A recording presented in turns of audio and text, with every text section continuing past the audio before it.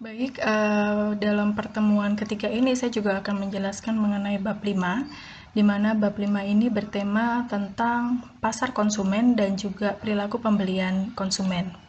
Kita akan mulai dari memahami definisi dari pasar konsumen itu dulu.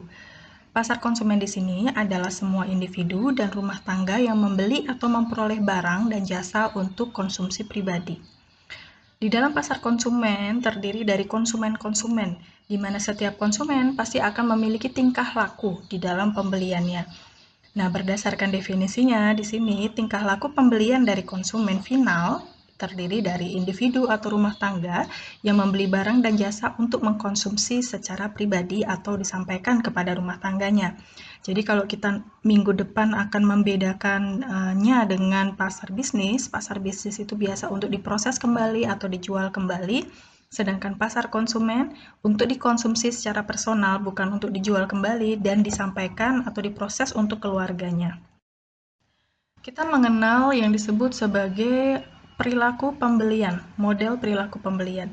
Di sini model perilaku pembelian terdiri dari stimulus dan respons dari perilaku pembelian konsumen. Stimulus di sini adalah dorongan yang datang dari sisi eksternal konsumen, bisa berupa stimuli pemasaran, bisa berupa stimuli-stimuli dari lingkungan lainnya, yang akhirnya nanti akan berpengaruh pada respon pembeli. Nah, di antara stimuli dan respon, di tengah-tengahnya adalah karakteristik pembeli sendiri dan bagaimana proses pengambilan keputusan pembeli. Kita akan mencoba menjelaskan lebih dalam lagi apa yang dimaksud sebagai marketing stimuli atau stimuli pemasaran.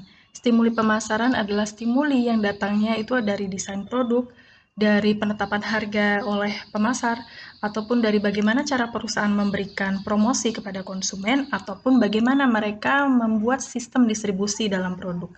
Nah, sebagai contoh, banyak produk beberapa tahun ini fokus sekali dengan packagingnya.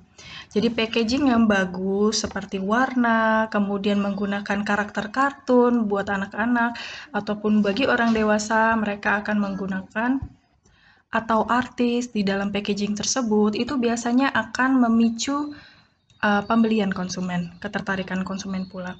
Nah, contohnya harga. Ya, kalau harga bagaimana? Beberapa konsumen fokus pada harga yang murah, ya, pemberian diskon, promo, atau misalnya baru-baru ini yang kemarin 99 gitu ya, 9 September merupakan Harbolnas juga, di mana menarik orang untuk melakukan pembelian.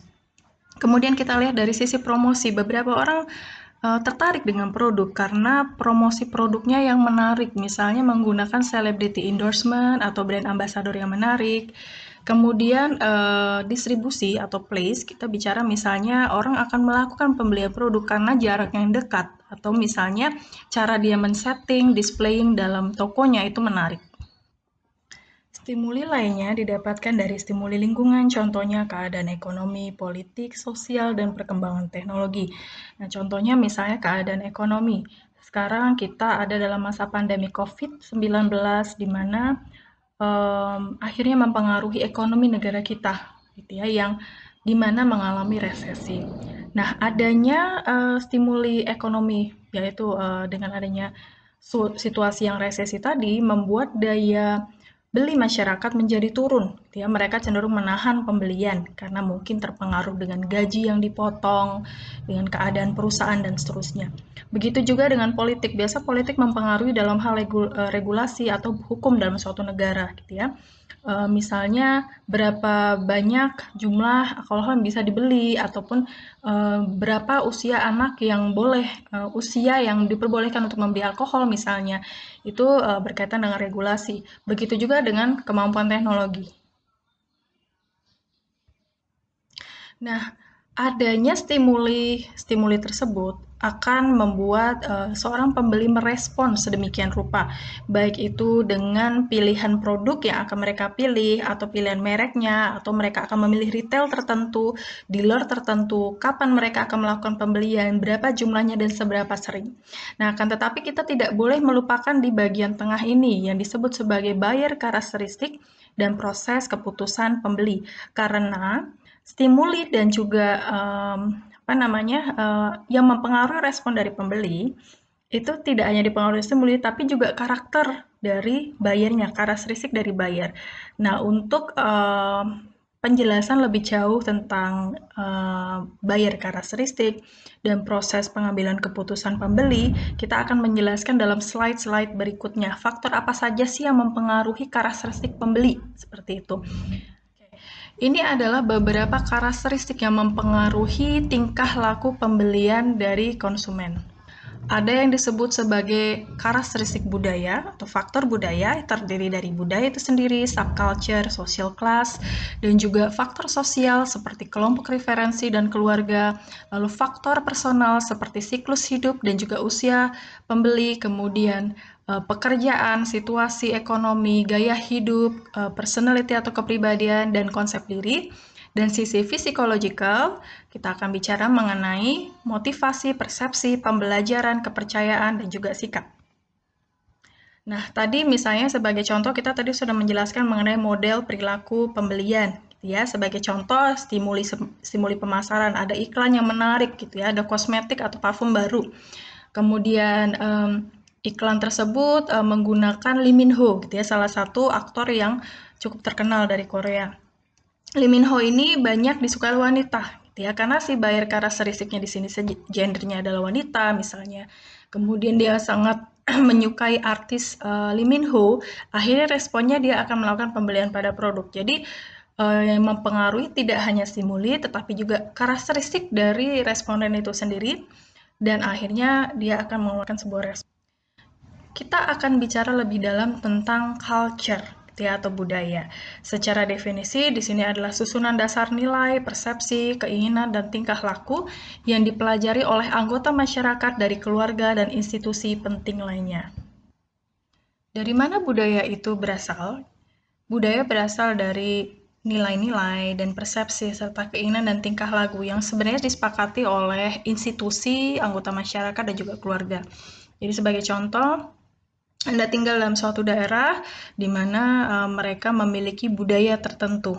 Nah, keluarga Anda yang ada dalam daerah tersebut karena ada pengaruh dari luar gitu ya, bagaimana mereka menjalani hidup, berperilaku, aturan sopan santun, etika tertentu, favorit makanannya karena dipengaruhi lingkungan, akhirnya itu menjadi suatu budaya juga bagi keluarga Anda. Dan dimanapun Anda berada, biasa Anda akan memiliki perilaku tertentu yang dimana Anda berasal, seperti itu. Jadi budaya itu dipengaruhi oleh latar belakang keluarga, kemudian nilai-nilai yang diterima oleh masyarakat, gitu ya. Sebagai contoh misalnya ada budaya Jawa, ada budaya Sumatera, ada budaya dari Kalimantan dan seterusnya. Nah, di sini budaya biasa juga dipengaruhi oleh nilai-nilai ya dalam masyarakatnya atau persepsi yang dimiliki oleh masyarakatnya. Sebagai contoh, saya memberikan gambar produk-produk yang berasal dari Jepang. Jadi Anda bisa lihat ya, sebelah kanan itu earphone, yang sebelah kiri itu teh celup gitu ya. Tapi mereka dibuat sedemikian rupa sehingga packagingnya itu menjadi sangat menarik.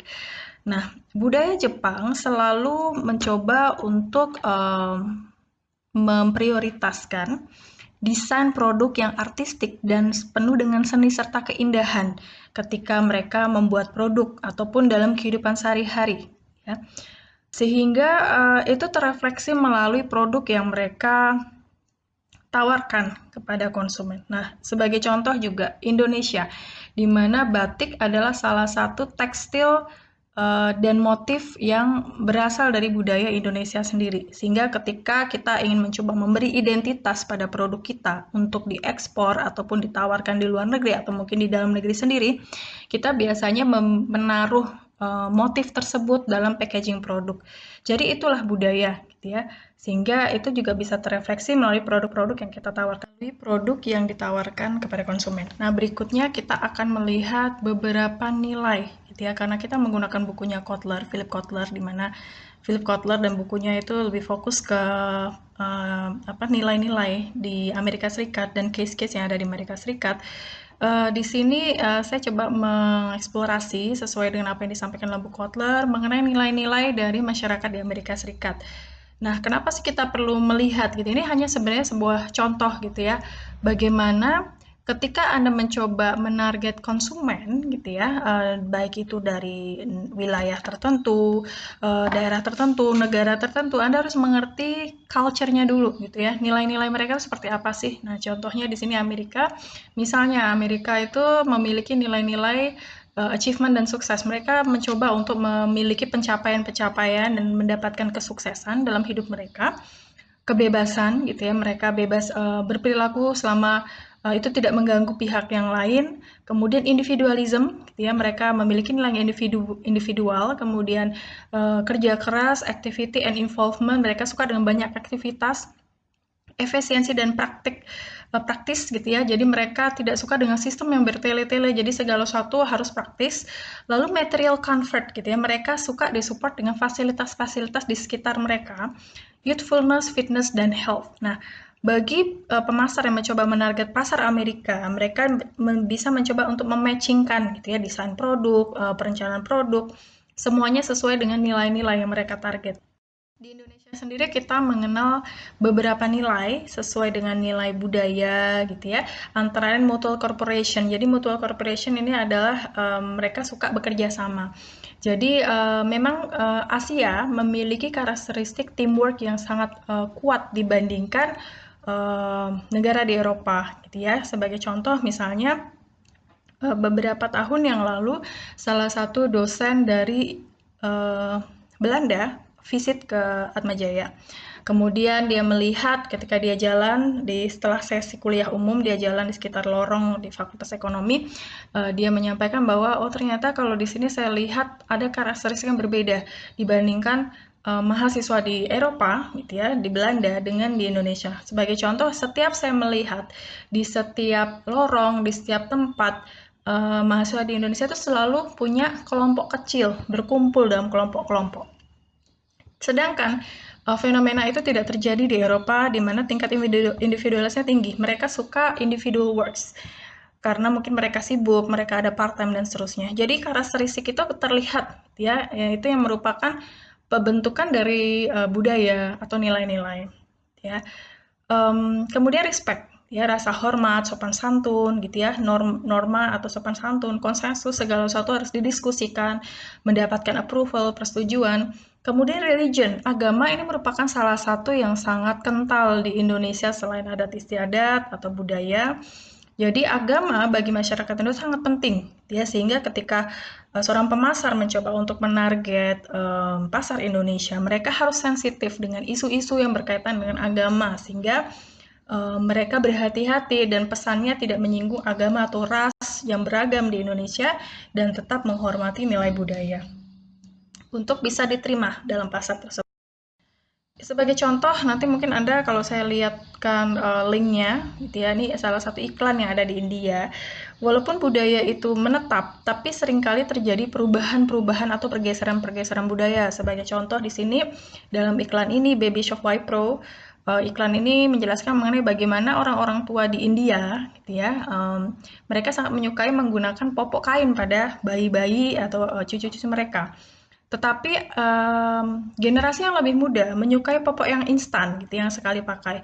Kemudian akhirnya terjadi percakapan di situ, gitu ya, bagaimana si omanya komplain gitu ya kepada si anaknya, kenapa kok si bayinya dikasih popok sekali pakai. Kemudian si generasi barunya ini juga menjelaskan bahwa sekarang ada diapers yang berbahan kain gitu ya. Jadi rasanya seperti kain bukan plastik sehingga itu tidak akan menyakiti bayi dan membuat bayi rewel. Nah, di situ kita bisa melihat bagaimana kebiasaan dulu itu mengalami perubahan-perubahan dan kita juga bisa melihat fenomena di sekitar kita, perubahan-perubahan yang terjadi. Ya, baik itu dalam setiap generasi. Nah, bagian dari budaya kita kenal juga sebagai subculture. Subculture di sini ada sekelompok orang yang saling bertukar nilai melalui pengalaman hidup dan situasi. Contohnya adalah kebangsaan, agama, grup-grup rasial tertentu atau wilayah geografis. Di sini dalam buku Kotler, mereka menyampaikan contoh dari subculture adalah Hispanic American Customer dan African American Customer. Di mana gitu ya, bagi pemasar yang mencoba untuk menarget Hispanic American, African American customer ataupun Asian American customer harus mengenal terlebih dahulu karakteristik yang berbeda dari masing-masing subculture. Subculture ini misalnya adalah orang Afrika ya, yang mereka punya nilai-nilai dan budaya Afrika. Mereka tinggal di Amerika sehingga terjadi persilangan budaya di situ. Dia memiliki budaya yang berbeda tetapi menganut nilai-nilai Amerika seperti itu. Nah, jadi sebagai contoh orang-orang Hispanik mereka sangat family oriented, orang Latin ya. Mereka sangat family oriented. Mereka cenderung memberikan suatu otoritas kepada anaknya untuk memilih produk yang dikonsumsi atau memilih produk yang ingin mereka gunakan dan mereka beli, dan cenderung mereka sangat di beberapa artikel menyukai produk-produk dengan iklan menggunakan bahasa Latin.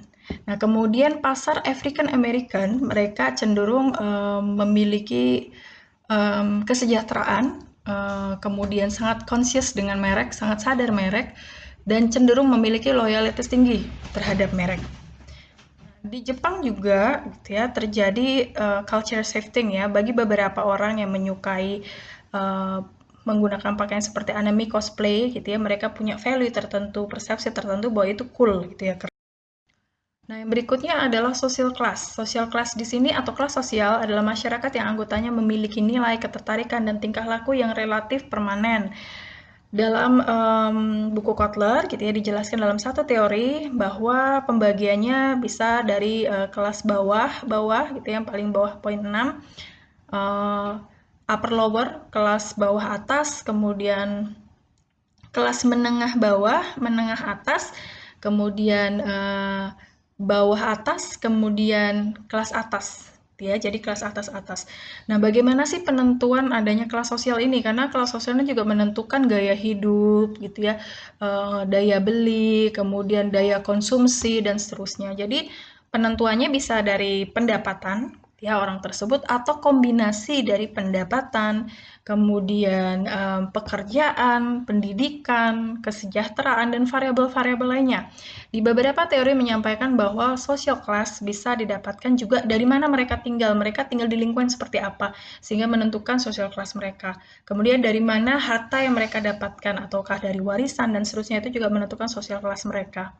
Nah, social class ini seperti yang saya sampaikan harus kita kenali terlebih dahulu ketika kita mencoba untuk menarget kelas tertentu. Ya, misalnya kita memiliki produk yang mahal ya, tentu saja menarget upper class dan kita coba memahami bagaimana pendapatan mereka, pekerjaan mereka biasa seperti apa karena menyesuaikan desain produk kita supaya sesuai dengan kita. Yang berikutnya kita akan membahas mengenai faktor sosial. Faktor sosial di sini terdiri dari kelompok, preferensi, jaringan sosial, keluarga, peran, dan juga status.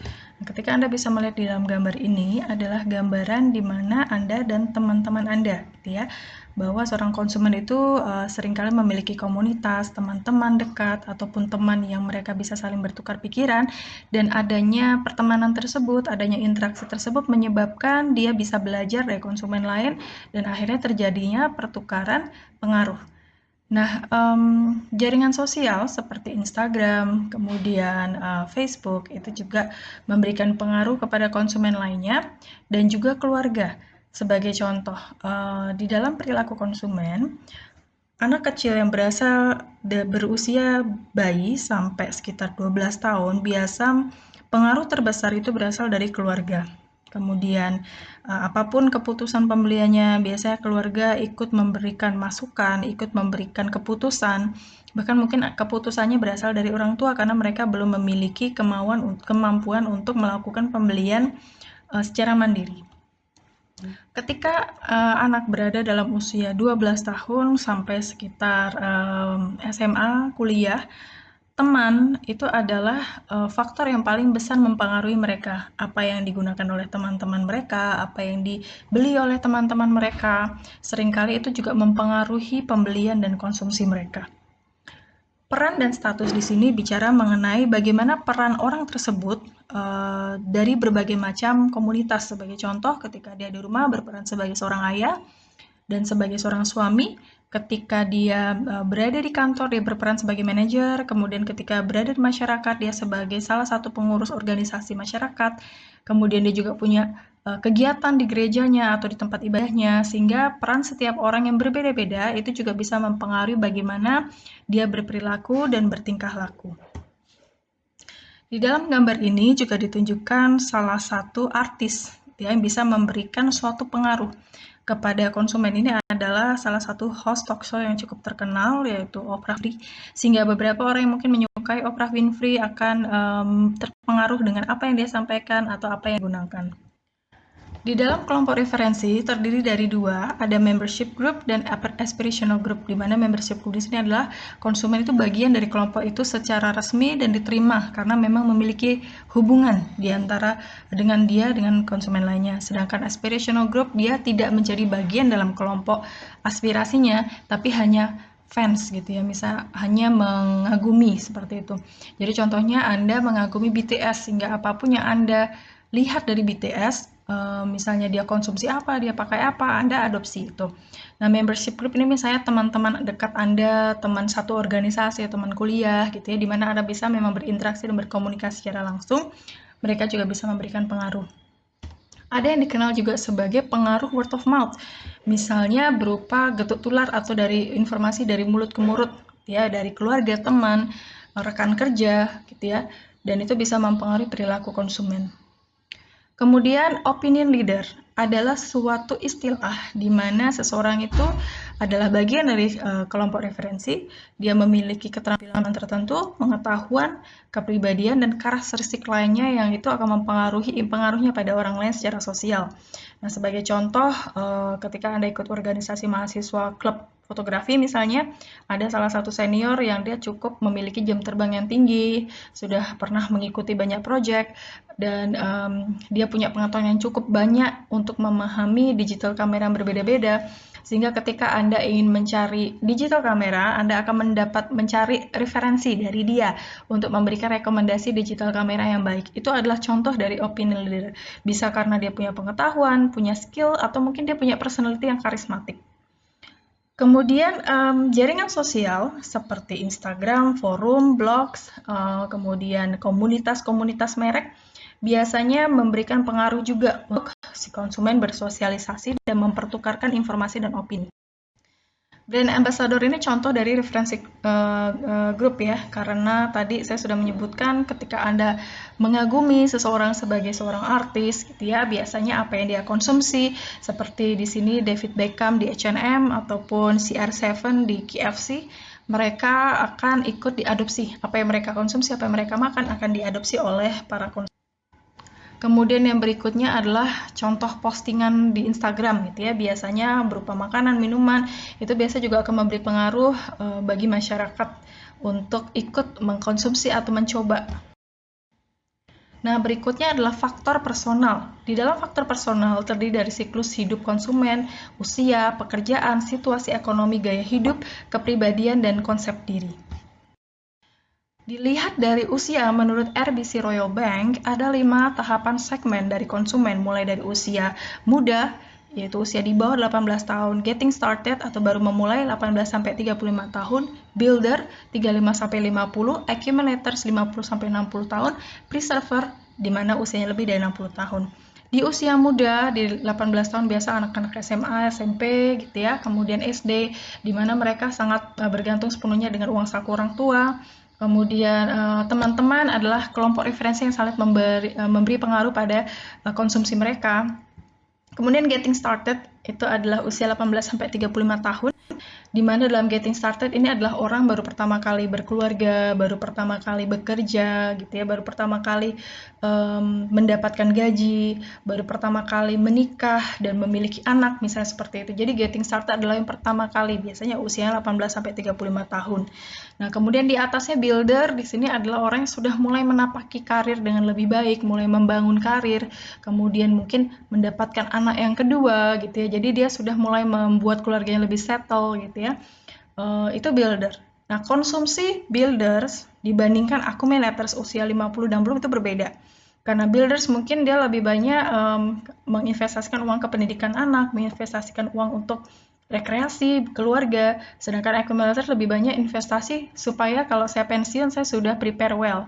Dan preserver akan lebih berbeda lagi karena preserver sudah pensiun, kondisinya sudah pensiun sehingga apa yang dia spending lebih banyak ke medical product gitu atau produk-produk kesehatan. Yang berikutnya adalah gaya hidup ya. Gaya hidup atau lifestyle ini kita bisa melihat dari False Framework. Kalau Anda belajar consumer behavior, besok nanti Anda akan lebih banyak belajar gitu ya tentang False Framework. Di sini menentukan gaya hidup konsumen dilihat dari motivasi primer konsumen itu dan juga sumber daya yang mereka miliki sehingga membuat mereka juga mempengaruhi pada inovasi mereka. Menurut False Framework di sini ada 3 jenis motivasi dari konsumen, motivasi ideal. Di sini orang yang memiliki motivasi untuk memahami ilmu pengetahuan, prinsip-prinsip dan hal-hal yang berkaitan dengan etika hidup. Kemudian achievement di sini adalah konsumen yang mencoba untuk selalu mencari produk-produk yang menyesuaikan dengan personality mereka dan menunjukkan kesuksesan melalui penggunaan produk dan seterusnya di hadapan teman-temannya. Jadi mencoba untuk mendapatkan kesuksesan hidup dan menunjukkan kesuksesan itu. Kemudian self-expression di sini adalah orang-orang yang memiliki keinginan aktivitas yang bersifat fisik dan menyukai hal yang bersifat ekspresi sosial, kemudian agenda-agenda yang bersifat bervariasi, tidak menyukai aktivitas yang bersifat rutin, menghindari hal yang membosankan, menyukai untuk mengambil resiko, dan menyukai aktivitas yang melibatkan adrenalin. Jadi itu adalah self-expression. Nah, di sini menurut False Framework, konsumen akan kembali dibagi menjadi 2. Konsumen yang bisa memiliki resource atau sumber daya atau funding yang cukup, uang yang cukup, itu high resource, kemudian low resource bagi konsumen yang tidak mendapatkan funding yang cukup untuk bisa menghidupi lifestyle-nya. Kemudian dibagilah menjadi beberapa kategori. Ada innovators, dia termasuk achievement, motivasi achievement, tapi high resource. Kemudian yang bersifat high resource, untuk ideal ada thinker, achiever, experiencer, dan lain sebagainya. Jadi di sini memberikan gambaran, nanti ada pertanyaan kuesioner gitu ya, yang membuat akhirnya Anda akan ditentukan gitu ya kategorinya itu ada di mana. Kemudian personality, gitu ya, kepribadian. Setiap konsumen memiliki kepribadian yang unik dan kepribadiannya menggambarkan karakteristik Anda yang cenderung bersifat konsisten dan akan berlangsung seterusnya dan memiliki suatu perilaku dan respon yang berbeda pada lingkungan yang berbeda. Nah, sebagai contoh mungkin paling gampang orang biasa kepribadiannya dibagi menjadi 2, ekstrovert dan introvert. Tapi ada banyak buku-buku pengembangan kepribadian yang kemudian juga menyebutkan lebih banyak kategori lagi seperti Myers-Briggs ya, ada intuition, sensing, feeling, judging gitu ya. Kemudian dan lain sebagainya. Pakai Myers-Briggs kemudian dia bisa menentukan apakah ada tipe defender, apakah tipe advocate atau yang lainnya. Nah, personality ini akan menentukan pemilihan produk. Ya, misalnya orang dengan kepribadian introvert biasa kecenderungannya tidak ingin menarik perhatian sehingga dia akan memilih pakaian-pakaian yang cenderung common gitu ya, tidak ingin menarik perhatian. Nah, mungkin orang yang ekstrovert akan berbeda, di mana dia sangat menyukai perhatian, suka bersosialisasi, menjadi pusat perhatian, sehingga dalam pemilihan pakaian juga pasti akan berbeda. Mungkin dia akan menggunakan warna yang lebih colorful atau misalnya lebih cerah gitu ya, dibandingkan yang introvert gitu ya. Yang memiliki kepribadian yang lebih tenang. Tapi tidak selalu seperti itu, biasa ada kombinasi tertentunya.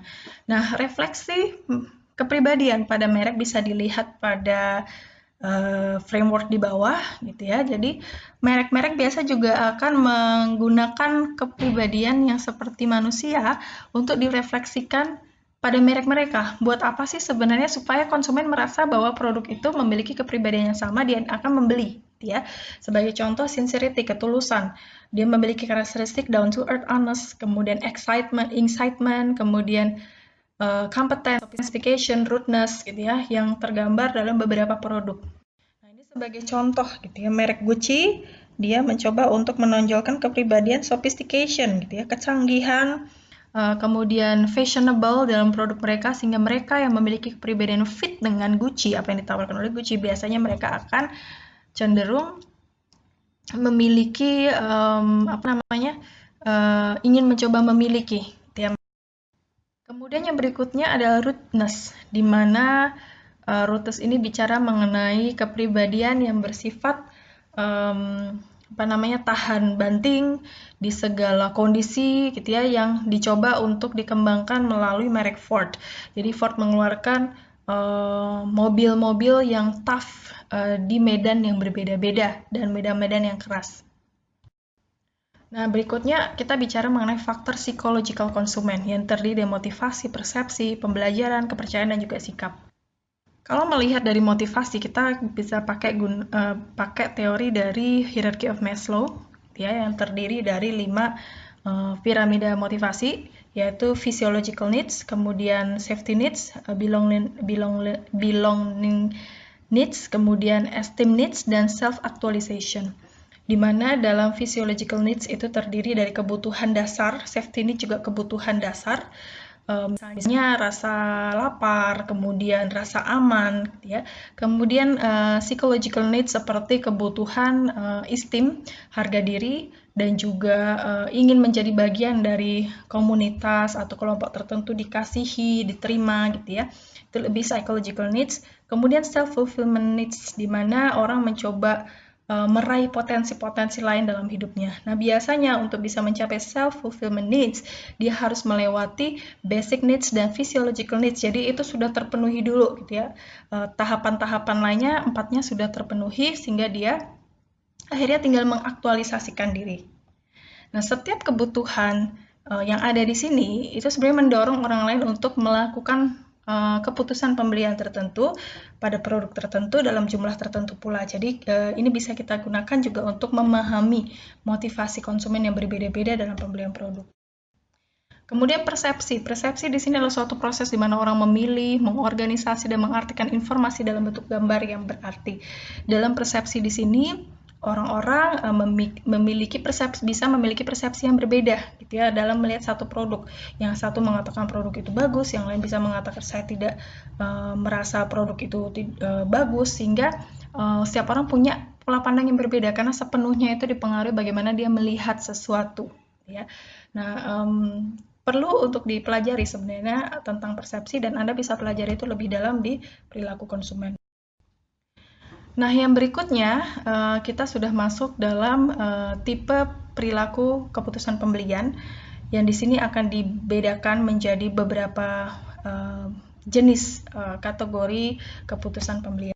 Oke, tadi ini adalah gambaran dari slide sebelumnya, gitu ya. Di bagian sebelah kiri di sini menggambarkan perbedaan yang signifikan antara produk satu dengan yang lainnya dan bersifat high involvement, gitu ya. High involvement di sini artinya involvement keterlibatan, ya. Artinya sebelum konsumen melakukan pembelian, dia akan membutuhkan waktu yang lebih panjang untuk mengambil keputusan. Apakah produk ini sudah tepat? Apakah produk ini akan merugikan saya? Resikonya seperti apa? Karena biasanya produk yang masuk dalam kategori high involvement adalah produk-produk yang cenderung mahal. Nah, kita mengenal di sini complex buying behavior karena kategorinya dia ada dalam jenis produk yang memiliki spesifikasi yang berbeda dan dalam proses pengambilan keputusan yang membutuhkan pertimbangan yang panjang.